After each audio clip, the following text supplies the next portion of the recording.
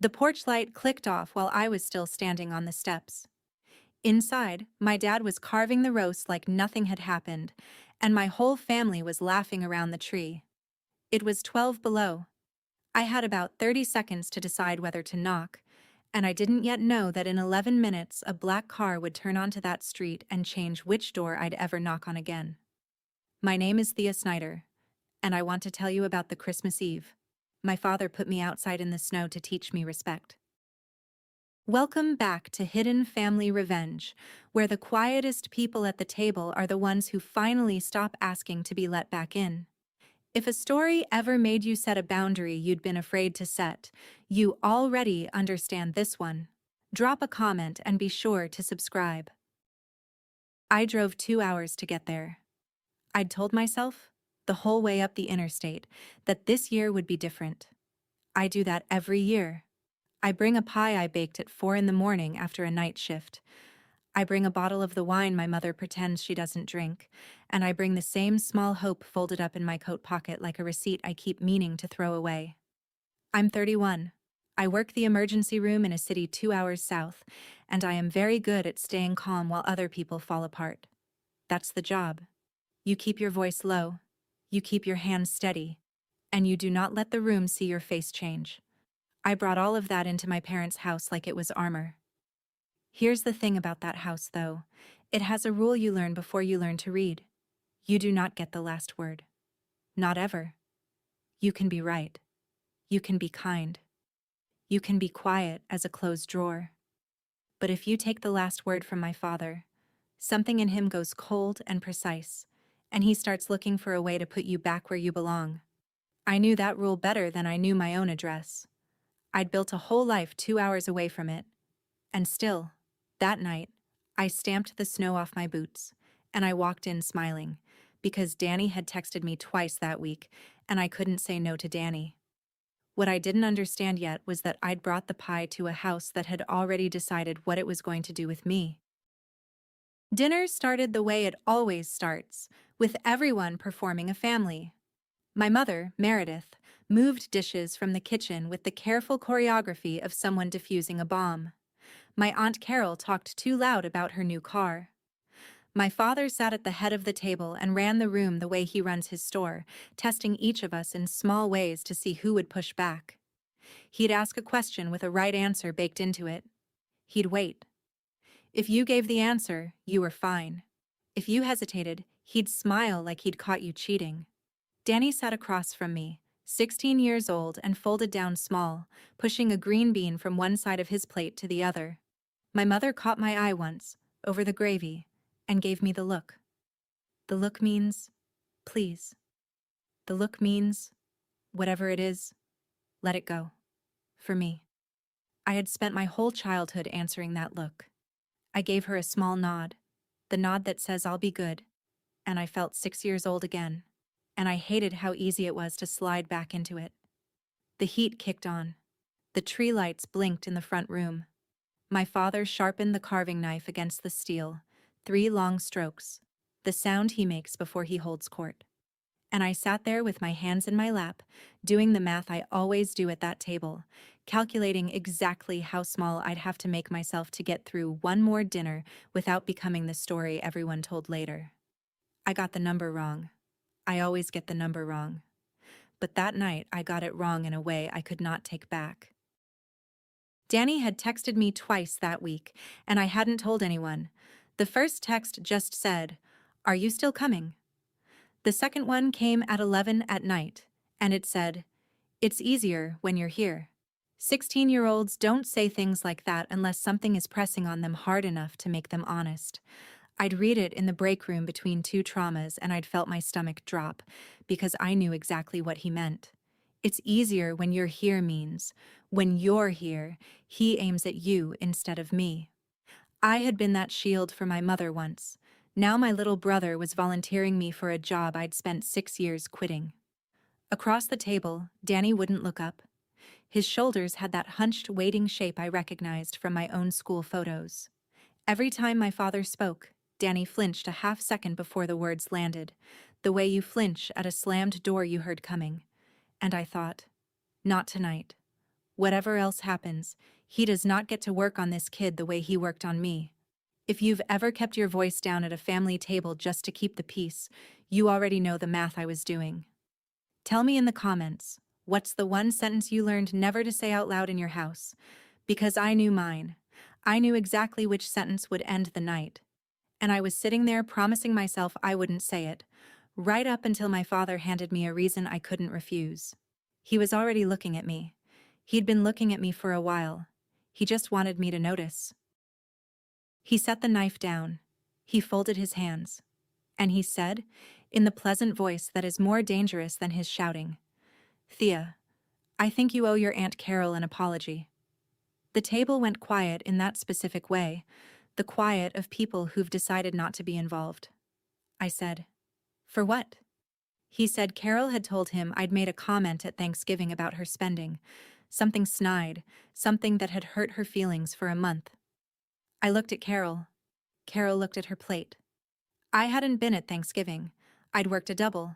I'd traded to cover a nurse whose mother was dying, and I had the schedule on my phone to prove it. But that's not what the moment was about. My father knew I hadn't been there. This wasn't about Carol's feelings. It was a test. The same test he'd been giving me my whole life, and the right answer was to apologize for a thing I didn't do, in front of everyone, so that the room could watch me kneel. Apologize, and I'd be fine. Apologize, and there'd be pie. My mother's hand found my mother's napkin and gripped it. Danny finally looked up, and I understood, the way you understand a storm from the pressure before the rain, that whatever I said next would decide the whole night. So I took a breath, and I did the calm thing, the steady thing, the thing they teach you in the emergency room. I told the truth in a level voice. What I didn't know was that the truth was the one thing that table couldn't survive. I wasn't at Thanksgiving, I said. I was working. I didn't say anything about Carol because I wasn't there. I kept my voice soft. I even smiled a little the way you smile at a frightened patient. I wasn't trying to win. I was trying to not lie. My father's face did the thing I'd been watching for my whole life, the small tightening around the eyes, the jaw settling. "So now your aunt is a liar," he said. "No," I said. "I'm just telling you where I was." "You're calling her a liar at my table." "I'm not calling anyone anything. I have the schedule on my phone if you want to see it." That was my mistake. Offering proof. Because proof isn't the currency at that table. Obedience is. Proof means you think being right matters more than being ruled, and that's the one thing he cannot allow. I watched him understand that I wasn't going to kneel. I watched him decide what to do about it. My mother said my name. Once. Low. A warning and a plea, folded into one syllable. Danny had gone completely still. Carol was studying the tablecloth like it held the answer to a test, and my father pushed his chair back from the table. Slow, the legs scraping the floor, and he stood up to his full height, and I realized the dinner was over, and something else was about to begin. I could have taken it back. One sentence. "I'm sorry, Carol. I don't know what came over me. That's all it would have cost." I didn't say it. And that refusal, that small quiet no, is the thing my whole family would spend the rest of the night trying to punish out of me. He looked at me for a long moment, and then he pointed at the front door. "Get out," he said. "You can stand outside until you learn respect." Nobody laughed. Nobody said, "Gerald, come on." My mother looked at the table. Carol looked at her wine. Danny opened his mouth and my father turned his head 1 degree toward him and Danny closed it again. The heat was blowing. The tree was glowing. Somebody's phone was playing carols in the kitchen. And my father stood there, a man in a Christmas sweater his wife had bought him, and he waited for me to obey. Here is a thing I have learned about people who love the word respect. They never once mean the kind that goes both ways. They mean the kind you kneel for. Stay outside until you learn respect. He said it like a landlord. He said it like the porch was a debtor's prison and I'd fallen behind on my payments. I stood up. I got my coat. And I walked out into 12 below. And I heard the deadbolt turn behind me before I reached the second step. Stand outside until you learn respect. I want you to sit with how small the crime was. I hadn't screamed. I hadn't cursed. I hadn't thrown a glass or made a scene. I'd said, in a nurse's calm voice, I wasn't there. I was working. That was the disrespect. That was the offense worth 12 below. And standing on that porch with the deadbolt clicking behind me, I understood something I'd spent 31 years not letting myself understand. It was never about the words. It could never be about the words, because I'd tried every combination of words in the language, and none of them had ever worked. Soft words, hard words. Sorry. Silence. The variable was never my behavior. The variable was whether I let him rule me that particular night. That's what respect meant in that house. Not honesty, not kindness, not even quiet, just the kneeling. I'd seen that deadbolt turn before.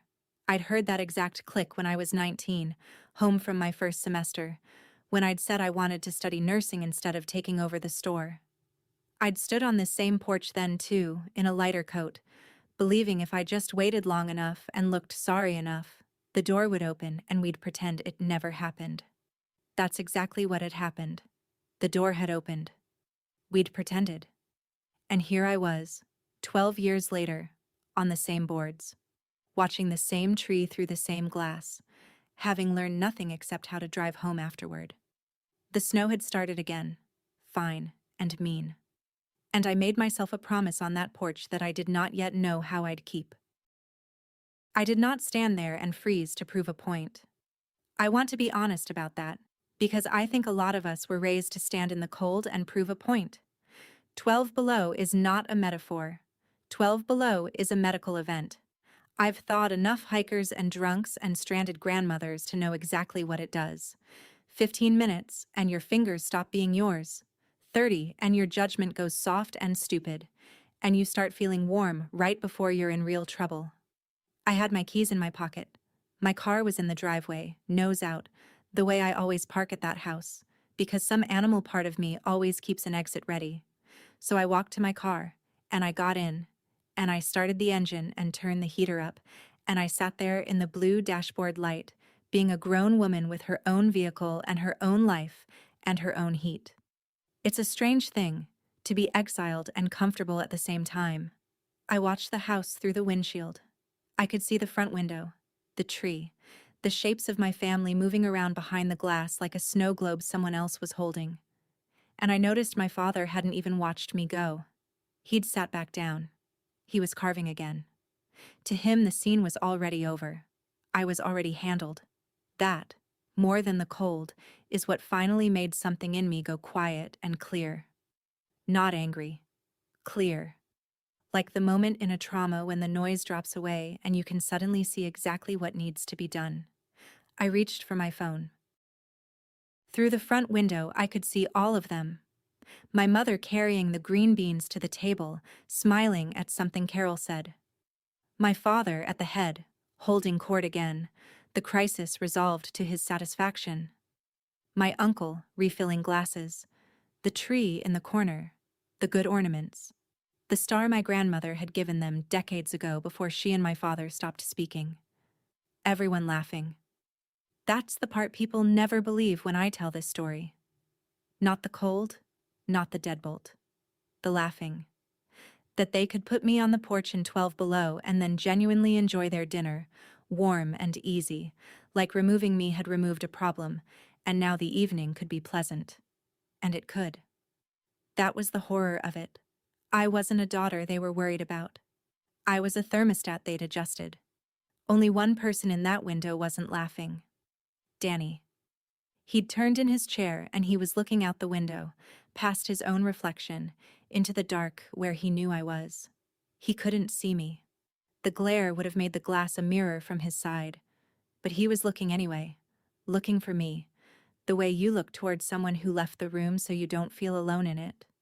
And I watched my little brother sit at that table and search the dark for his sister, and I thought about his text. It's easier when you're here. And I understood that I was not going to be able to drive away from this one and pretend. Not this year. My phone was warm in my hand. I opened it, and I started to type a message to the one person in the world who scared my father. I want to tell you I agonized over it. I didn't. My thumbs moved before my conscience could file an objection. There was a name in my phone I almost never used, a name my father had spent my whole life teaching us to fear and resent in equal measure. A woman I'd met maybe 6 times in 31 years and who had, each of those 6 times, looked at me like she was appraising a house. My grandmother, my father's mother, Constance. The last time I'd seen her was at my grandfather's funeral, where she'd stood apart from everyone in a coat worth more than my car and shaken my hand like a business contact. She'd given me her number that day. She'd said, "If you're ever in trouble, real trouble, you call me, not your father." I'd saved it and never used it and half forgotten it existed. But I'd learned earlier that week, from a cousin, that Constance was in the area. She'd been settling some property up north and was driving back through, staying at the inn 25 minutes from my parents' house. 25 minutes. I sat in my running car in the driveway of the house that had just locked me out, and I typed a single short line, and I hit send, and I told myself it didn't mean anything. It meant everything.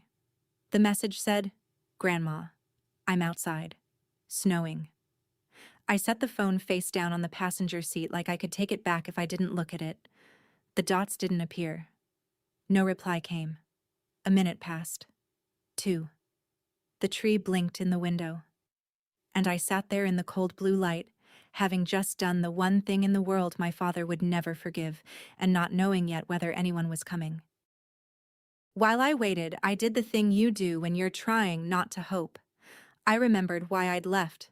6 years ago, I lived 40 minutes from this house, and I came to everything. Every dinner, every birthday, every Sunday my mother guilted me into. And 6 years ago, on a Christmas exactly like this one, my father decided at the dinner table that I'd embarrassed him by mentioning I'd picked up an extra shift on the 26th instead of staying for the whole holiday week. He didn't put me outside that time. He did something quieter. He spent the entire evening speaking about me in the third person, to the room, as though I weren't there. Some people think a paycheck is more important than family. Some people forget who raised them. For 4 hours. And everyone let him. Because that's the other rule. The rule that isn't about me at all. When he decides to erase someone, the whole family agrees not to see them. I drove the 40 minutes home that night, and I sat in my car outside my apartment, and I did the math a different way for once. Not how small do I have to be to survive dinner. A new number. How far away do I have to live so that coming here is a choice instead of a sentence? The answer was about 2 hours. Far enough that I couldn't be summoned on a whim. Far enough that every visit cost me a tank of gas and a day, which meant I'd only make the trip when I decided it was worth it. I moved that spring. I built a life he couldn't reach on a weeknight. And I told myself I'd finally gotten free. I had not gotten free. I'd just gotten a commute. So here's the question you should be asking, the one I was asking myself in that cold car.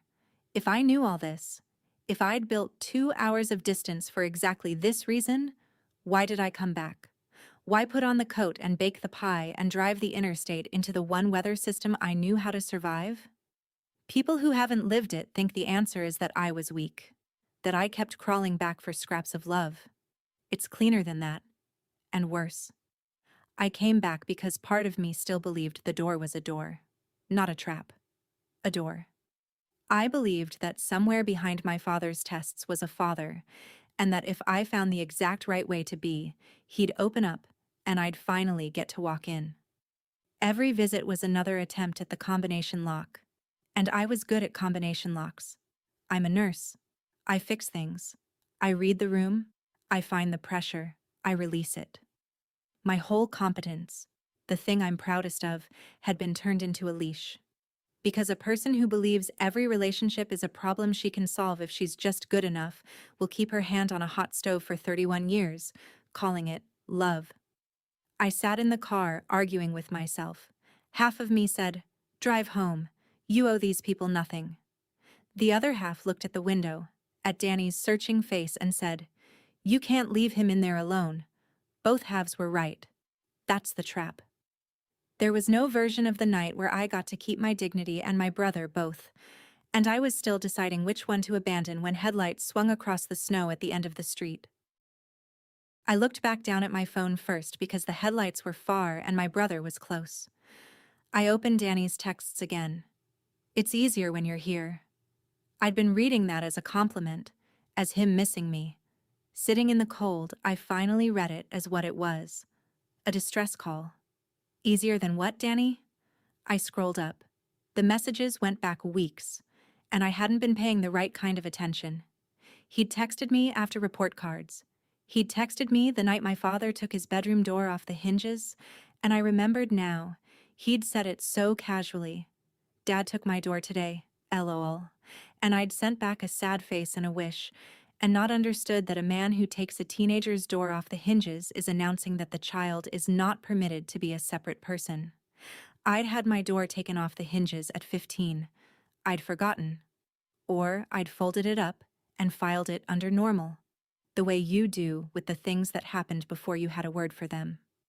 And here was my little brother, living in the exact house I'd escaped, texting his big sister in the only language he was allowed, and I'd been answering with emojis.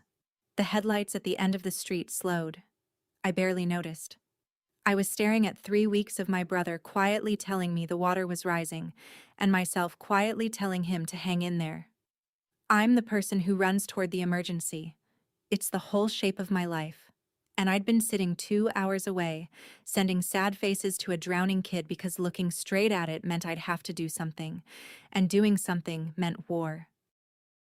I knew exactly what was being done to Danny because it had been done to me, and the specifics matched like a fingerprint. The door off the hinges. The report card read aloud at dinner. The way any grade below an A became a referendum on his character. The word respect deployed as a bludgeon whenever he wanted a thing of his own. A friend my father didn't pick. A Saturday my father didn't authorize. My father wasn't cruel the way a stranger is cruel.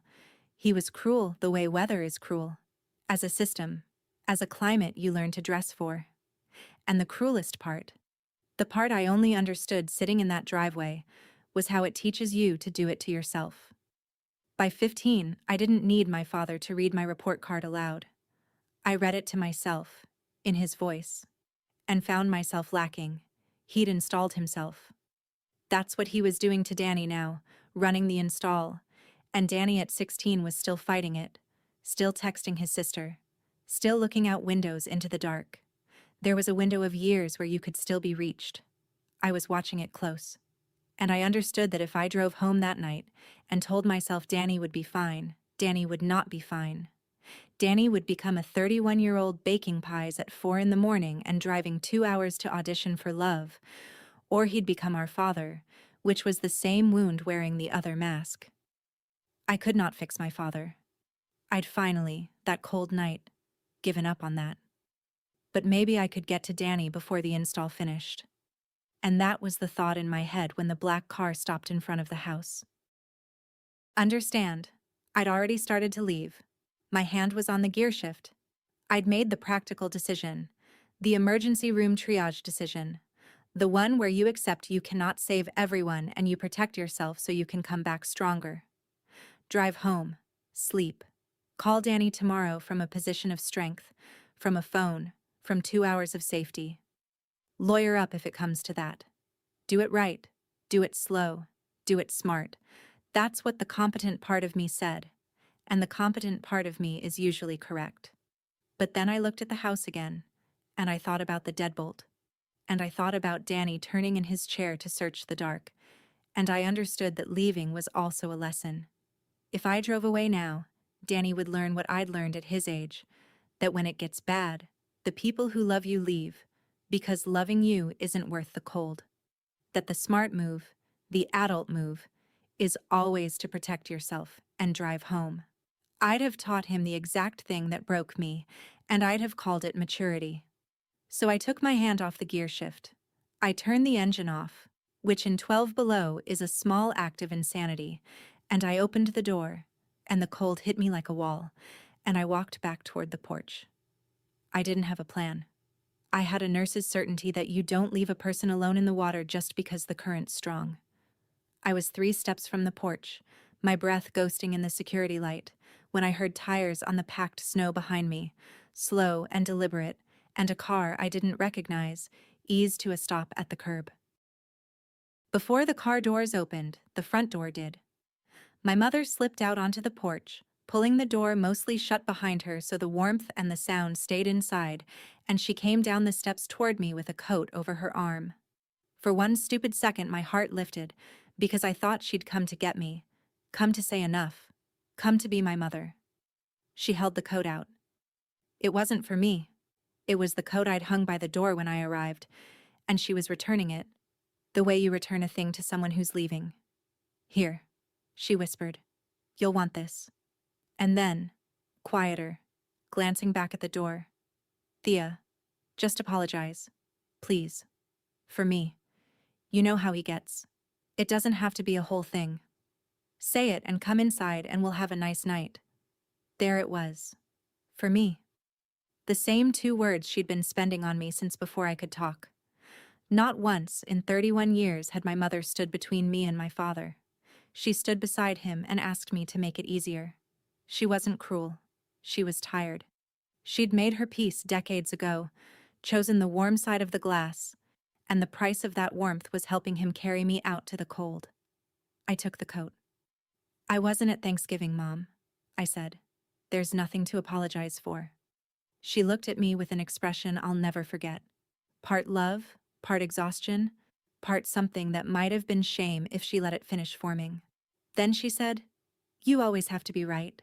And she went back inside, and the door clicked, and behind me a car door opened onto the snow. I don't know why I did what I did next, except that 31 years of hope doesn't shut off all at once. Before I turned toward the car at the curb, I went up the steps, and I knocked on my parents' door. Not pounding. Just a knock. The ordinary knock of a person asking to be let back into her family on Christmas Eve. I could hear them in there. The carols, the clink of dishes, my father's voice rising into some story, the warm animal hum of people who belong to each other. I knocked again. And the porch light, which my mother must have turned back on when she came out, clicked off. That was the answer. Not words. Somebody inside, and I'll never know which one, reached over and turned off the light so the porch would go dark, so I'd be easier not to see, so the knocking would be something happening out in the black instead of at their door. I stood there in the dark I'd been assigned, my hand still half raised, and I finally stopped knocking. Not because I'd learned respect, because I'd learned that the door was not a door. It was a wall with a handle painted on it, and I'd spent my life trying to turn a handle that was never connected to anything. Behind me, a voice I hadn't heard in years, dry and precise and utterly unbothered by the cold, said my name. Thea. I turned around. And there, standing beside a long black car at the curb, in a coat that swallowed the streetlight, was my grandmother, looking not at me, but past me, up at the house, the way you look at a property you're thinking of doing something about. I should tell you about the first time I learned the survival rules, because it explains the face I must have been making when my grandmother found me. I was maybe 7. I'd drawn a picture at school, a family, the way kids do, everybody holding hands under a yellow sun, and I'd made my father taller than the house because to me, he was. I brought it home proud, and my father looked at it for a long time and then asked me why I'd drawn his arms so long. I said I hadn't meant to. He asked why I'd made his face like that, sort of frowning. Was that how I saw him? I said no. He kept asking questions, each one a little door closing until the picture wasn't a gift anymore. It was evidence. And I was defending myself against a crime I couldn't name. By the end, I was crying and apologizing for a drawing, and I learned the first rule, the foundational one, the one under all the others. Whatever you make, whatever you offer, it can and will be turned into a case against you. So don't offer much. Keep your drawings small. Keep your face neutral. Don't give him the long arms to hold against you. I built my whole calm on that 7-year-old's lesson. The steady voice, the low hands, the face that doesn't change. Everyone at work thinks it's a gift. It's a scar I learned to bill as a skill. And standing on that dark porch at 31, having just offered the truth and had it turned into evidence one more time, I felt 7 years old and holding a crayon drawing, while my grandmother watched me from the curb with eyes that missed absolutely nothing. When the first headlights had swung onto the street, some childish part of me had thought, maybe it's Dad in the truck. Maybe he's driving around to the side to let me in quietly so he can save face out front. That's how deep the hope runs. Even locked out, even with the deadbolt thrown and the porch light killed, part of me was writing a story where he came for me. He didn't come for me. He was inside, warm, telling a story where I was the ungrateful daughter who ruined Christmas by refusing to apologize to poor Carol. I found out later that's exactly the story he told, and that by the time the pie was served, most of the table believed it, because that's the other thing about that house. The past gets rewritten by whoever controls the room, and he always controls the room. But the headlights weren't the truck. They were low and wide and expensive, and they belonged to a car that did not fit that street. A street of pickups and minivans and one guy's Project Camaro under a tarp. This car was the kind you see in the city outside the good hotels, black and long, the kind that makes you assume a stranger, a wrong turn, a lost driver looking for an address. It slowed. It stopped. It sat at the curb with its engine ticking and its windows dark, and for a moment nothing happened, and I stood in my assigned darkness watching it the way you watch a thing you can't explain.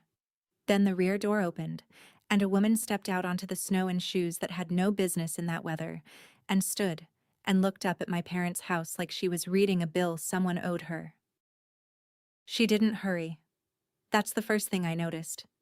It was 12 below and snowing, and she stood at the curb of a stranger's street with the patience of someone who has never once in her life had to rush. The car idled behind her, exhaust curling red in the taillights. A driver's silhouette waited at the wheel, and she stood there in a long dark coat with her chin lifted, taking in the house, the wreath on the door, the glowing window, the tree, the whole warm tableau of a family I'd just been evicted from, and something in her posture made the house look smaller. I have thawed a lot of people out of a lot of cold, and I've learned to read a body at a distance, whether it's in trouble, whether it's about to fall. Her body wasn't in any trouble at all. Her body was doing math. I could see it in the tilt of her head, the way her gaze moved along the roofline and down to the foundation and back to the door. Appraising, pricing, deciding. My father, inside, was carving a roast and telling his version of me to a warm room. My grandmother, outside, was looking at his house the way he looks at the rest of us.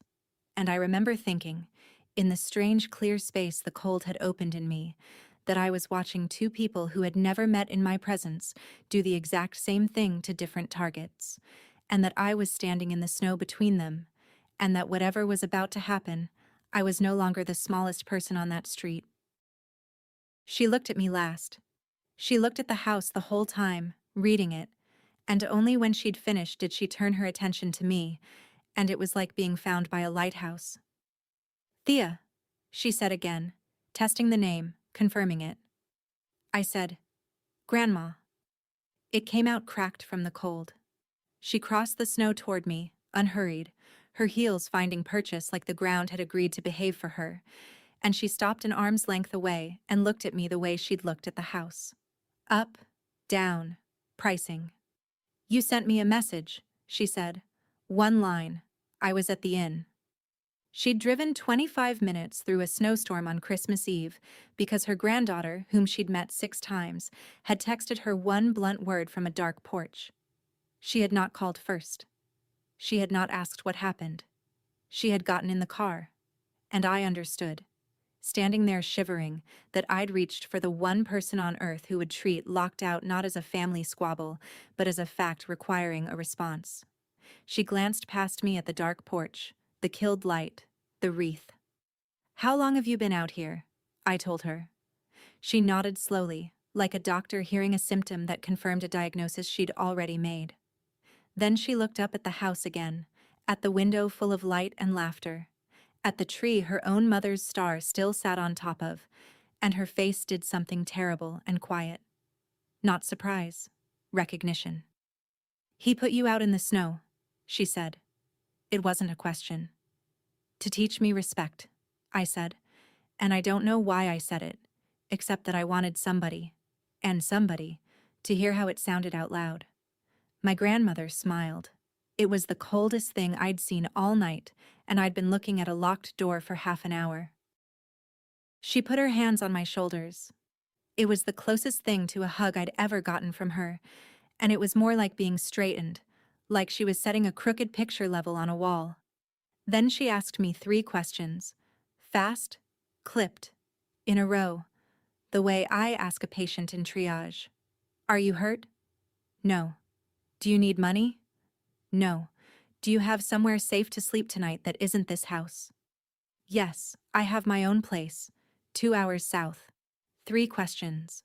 She wasn't making conversation. She was clearing the field, ruling out the immediate emergencies so she could get to whatever she'd actually come for. And I recognized the technique, because it was mine, and I realized with a small cold shock that my grandmother and I were the same kind of animal, the kind that stays calm and asks the load-bearing questions while everyone else is feeling their feelings. The difference was that I used it to keep people alive. I wasn't yet sure what she used it for. "Good," she said when I'd answered. "Then this isn't a rescue." She said it almost kindly, as if reassuring me, as if the last thing she'd want was for me to think she'd come to save me, because being saved puts you in someone's debt. And my grandmother did not deal in debts she was owed nothing on. She turned and looked at the porch again, and at the pair of shoes sitting on the boards by the door. My good shoes? The ones I'd changed out of my snow boots into for dinner and left neatly by the mat like a guest. Someone had set them outside, and my grandmother looked at those shoes for a long moment, and her expression changed in a way I couldn't read. The shoes bothered me too once I saw them.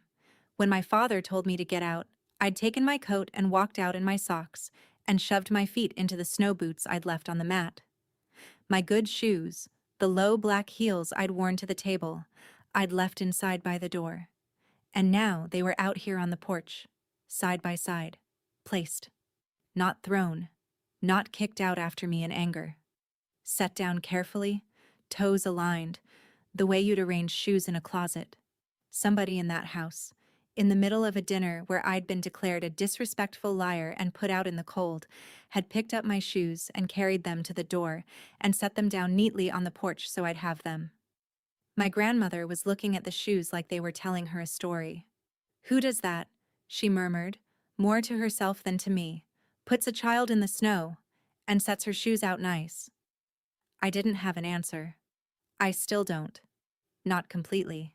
But I've thought about those shoes more than almost anything else from that night, because they were the one gesture of care in the whole ugly evening, and it came from inside the house that had just expelled me, and it came silent, and it came sideways, wrapped inside the cruelty like a note passed in a fist. Someone in there loved me in the only language they had left, which was to make sure the person they'd helped throw out at least had her shoes. My grandmother straightened. Whatever she'd read in those shoes, she'd finished reading it. "Wait here," she said, and she took out her phone. She made a call standing in the snow, holding the phone to her ear with a gloved hand, and she said, "Marcus, it's me. I'm at Gerald's house." A pause. "No. Now." Another pause while whoever Marcus was said something on the other end, something that made her look up at the house one more time. "The parcel on Bidwell Road," she said. "I want to know exactly where we stand on the ground lease. Not the house. The land. Tonight." She listened. She said, "That's what I thought." And, "Send it to my phone." And hung up. She looked at me, and she must have seen the confusion, because she explained it the way you'd explain something to a competent adult. No softening, no drama. "Your father built that house," she said, "on my land. 22 years ago. He was going broke.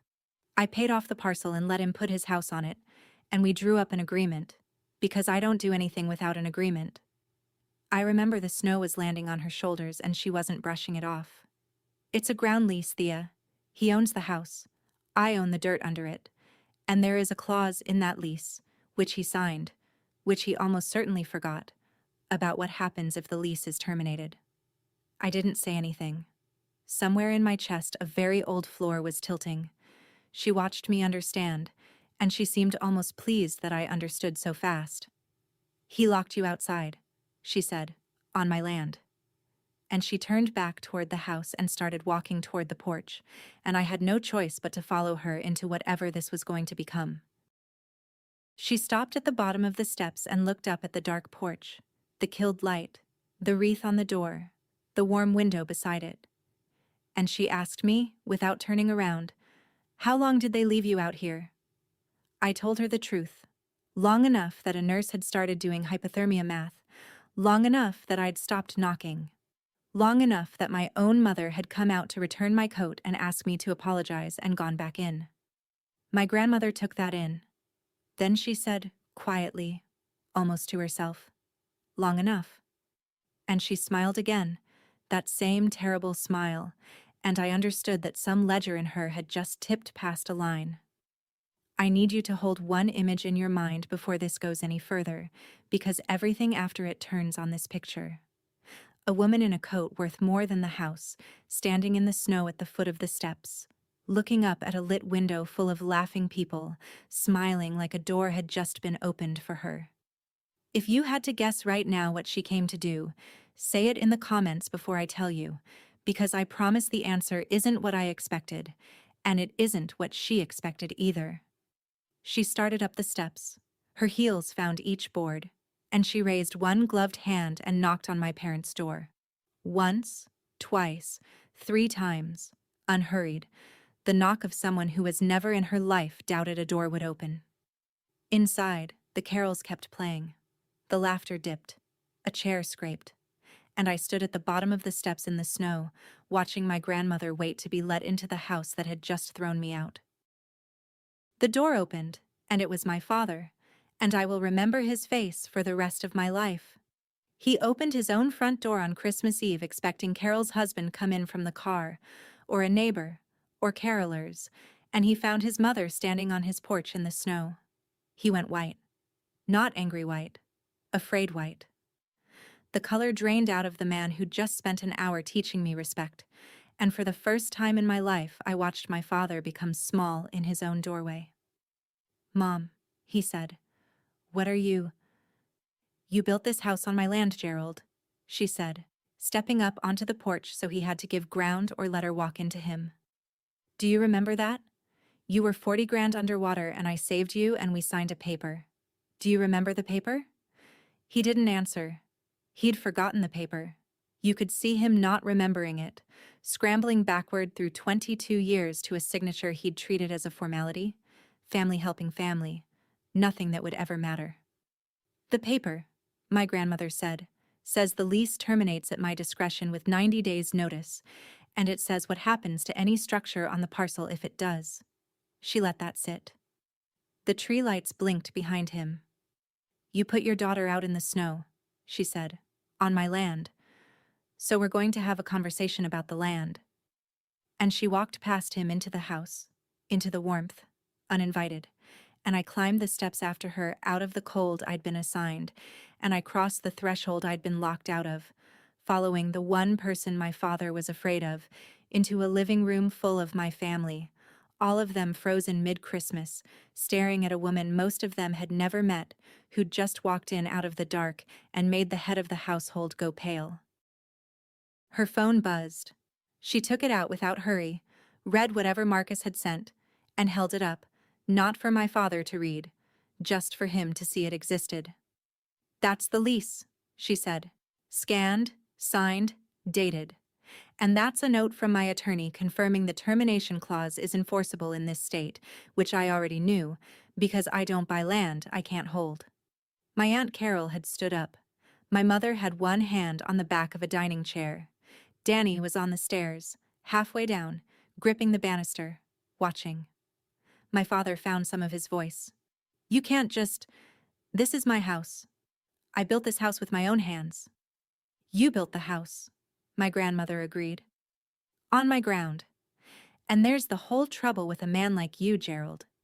You spend your life so sure everything under you belongs to you that you never once read what you're standing on. She was calm.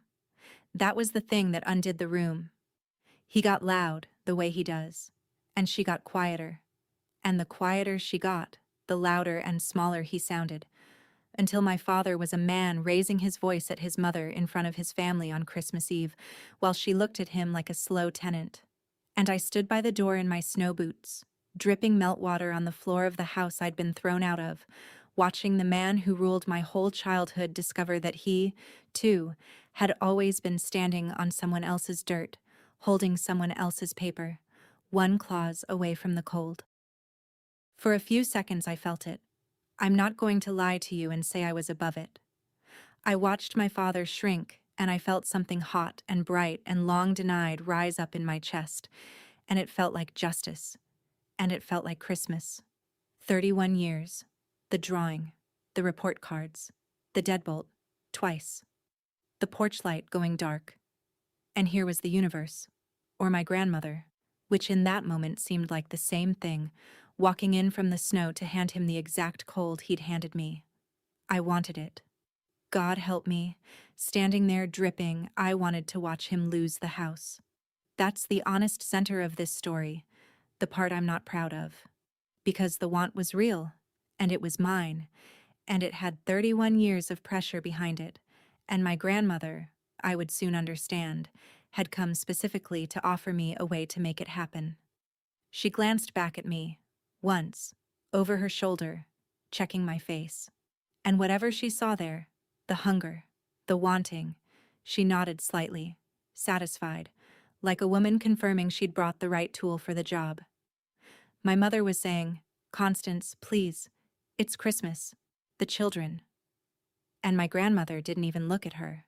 My father was saying something about lawyers of his own, and going even paler as he said it, because he knew, and I knew, and everyone knew he couldn't afford a lawyer who could beat hers.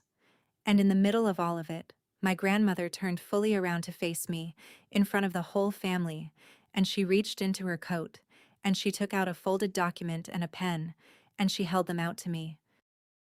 "This is a notice of termination," she said, loud enough for the room. 90 days. Marcus drew up a version before I left the inn, on the chance I'd want it, and I want it. She unfolded it against her forearm. "It ends the ground lease, which means, in 90 days, that house comes off my land. He can move it, if he can afford to, and he can't. Or it comes down." She looked at my father when she said "comes down," and then she looked back at me, and she held out the pen. "You send this," she said, "and the house that locked you out stops existing." The room made a sound, a collective intake. My mother's hand at her mouth, Carol sitting back down hard. My father said, "Thea," in a voice I'd never heard him use, and I understood it was the voice he'd use if he were begging, if he knew how. And my grandmother stood there in the middle of the living room with the tree lights on her face, and the pen held out to me, patient, certain, offering me the thing 31 years had taught me to want. She wasn't wrong about the wanting. That was the terrible part. She'd read me exactly right. She'd looked at me on the porch and priced me the way she'd priced the house, and she decided I was a woman who wanted her father to lose, and she'd brought the pen. And I looked at the pen, and I looked at my father's white face, and I looked at Danny frozen on the stairs, and for one long second I wanted to take it so badly my hand actually moved. My father found the wrong thing to say. Cornered, shrinking, he reached for the only tool he'd ever trusted, and he turned to his mother and he said, "You don't get to come into my house and give my daughter orders. In this family, we respect—" And my grandmother laughed. Not a warm laugh, a short, hard sound, like a drawer slammed shut. "Respect," she said. "There's that word. You learned it from me, Gerald. Do you remember where you learned it?" The room went very still. My father's mouth worked. "You'll stand where I tell you to stand," my grandmother said to her 58-year-old son, in a voice of absolute flat ownership, "until I decide otherwise. Sound familiar? It should. I said it to you at that boy's age." And she tipped her head at Danny. "And you've been repeating it to your children ever since, like a good little tenant passing the rent downstairs. I felt the floor tilt again, because I heard it. The exact grammar of my father's cruelty coming out of my grandmother's mouth, aimed at him. Stand where I tell you, until I decide otherwise. It was his sentence. He hadn't invented it. He'd inherited it. He'd been standing on her dirt his whole life too, obeying a paper he'd signed as a boy, and the only power he'd ever found was to make his own children stand on dirt of his, so that at least someone was below him in the cold. My father, who had never in my life looked like a victim, looked, for one flickering second, like the oldest and most tired child in the room. And then the second passed, and my grandmother turned back to me with the pen, and the choice was mine again. "Well?" she said. She was looking at me. The whole room was looking at me. My father, my mother, Carol, my uncle, Danny on the stairs, all of them waiting to see what the disrespectful daughter would do with the pen the frightening old woman had put in her hand. And my grandmother, sensing the room needed a period at the end of the sentence, turned her head and looked around the living room, at the tree, at the good furniture, at the house my father had built with his own hands on her ground, and she said one word, clearly, the way you give an instruction to a crew. "Demolish." She let it hang there. She said it not as a threat, but as a preview, a description of what the pen in my hand would set in motion. 90 days and a wrecking crew, and this room, this tree, this staircase Danny was gripping. All of it gone, hauled away, the lot scraped back to her clean dirt. My father made a sound. My mother said, "Oh my God." And I stood there holding my snow boots worth of meltwater on the floor with the pen an inch from my fingers, and I felt the full weight of what I was being offered. Not just revenge, erasure. The power to reach back through 31 years and unbuild the house that built me wrong. It was the most tempting thing anyone had ever handed me. And here's what I need you to understand about that moment, because everything I am now was decided in it. My grandmother hadn't driven through a snowstorm to rescue me. She'd driven through a snowstorm to recruit me. She'd looked at a locked-out granddaughter and seen not a victim to save, but an heir to train.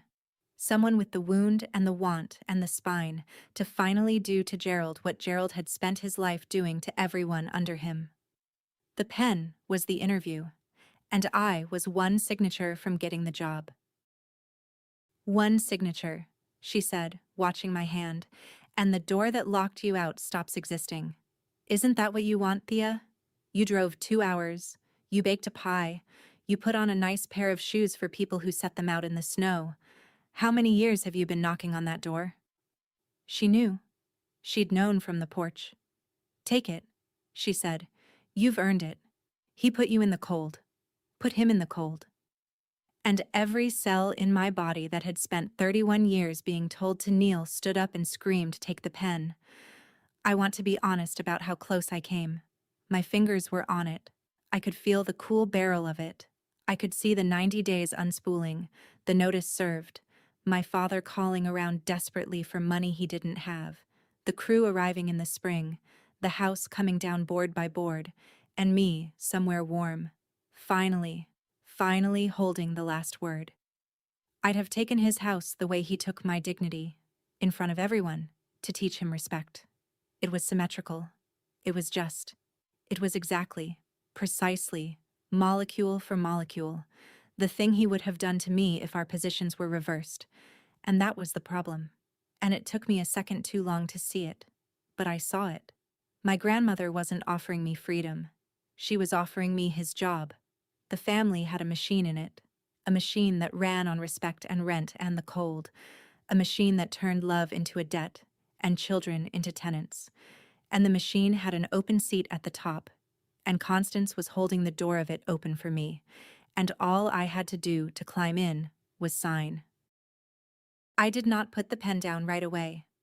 I want to be honest about that, because the stories where the good person instantly knows the right thing are lies, and lies don't help anybody standing on their own cold porch.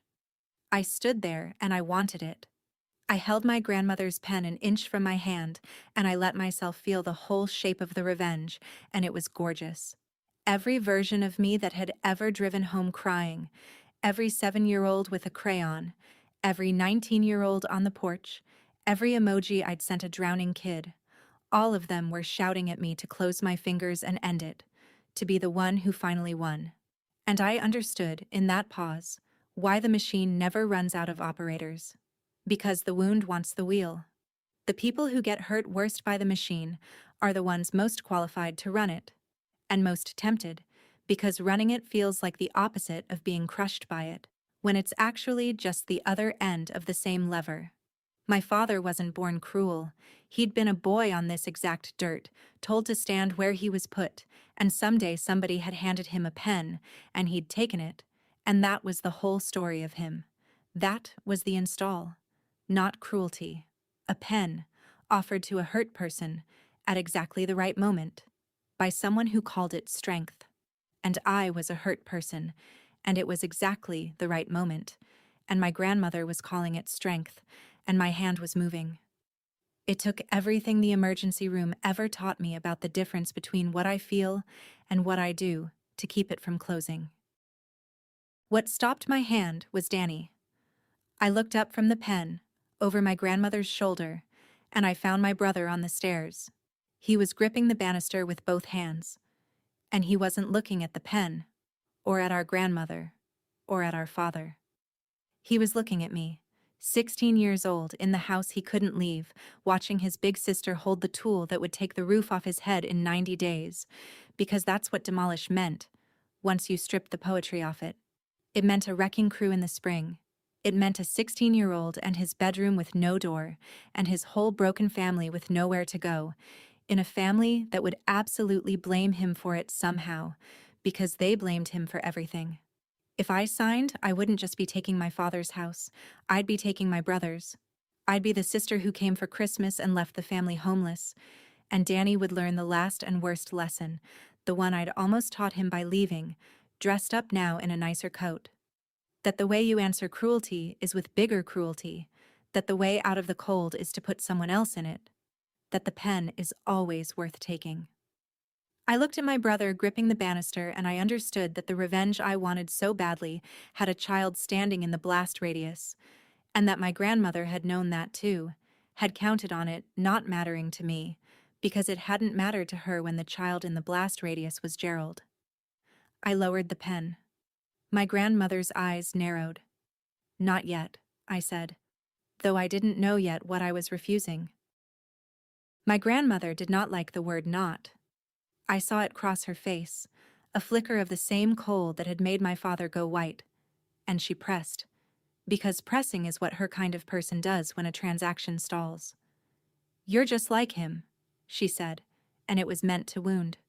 "Sentimental at the worst possible moment. Do you know how much your softness is going to cost you? I built this family, Thea. I built all of it. I built him." She gestured at my father without looking at him. "I built him too, and look what he did with it. I gave that man everything. The land, the loan, the start. And he repaid me by turning into someone who puts children in the snow and forgets who paid for the roof they're standing under. I offered him the world once. He wanted to be loved instead. Sentiment." She said the word like a diagnosis. And in her contempt, she told me the whole story, the one my father could never have told me, the one I'd needed my entire life. She had done to him exactly what he did to me. She'd handed him a start with a lease attached, love with a paper, a roof he could keep as long as he remembered who owned the dirt. And when he'd wanted her love without the paper, when he'd wanted to just be her son instead of her tenant, she'd priced that as weakness, sentiment, softness, and she'd let him go cold. He'd spent his whole life trying to be strong enough to deserve what should have been free, and he'd become her. Standing in that living room, I finally understood my father, not enough to forgive him, but enough to see him clearly. He was the boy this woman had left on a porch, still out there, still trying to earn his way in, running the only machine anyone had ever taught him. And then something happened that I have never told anyone, and that I still don't fully understand. My father, Listening to his mother describe how she'd built him and been disappointed, stopped defending himself. He just stopped. The bluster went out of him. And for a moment, one moment, he looked at her the way Danny had been looking at me, the way a child looks up a staircase at a parent who is never, ever going to come down. And I remembered the shoes. My good shoes, set out neatly on the porch, toes aligned, in the middle of the cruelty.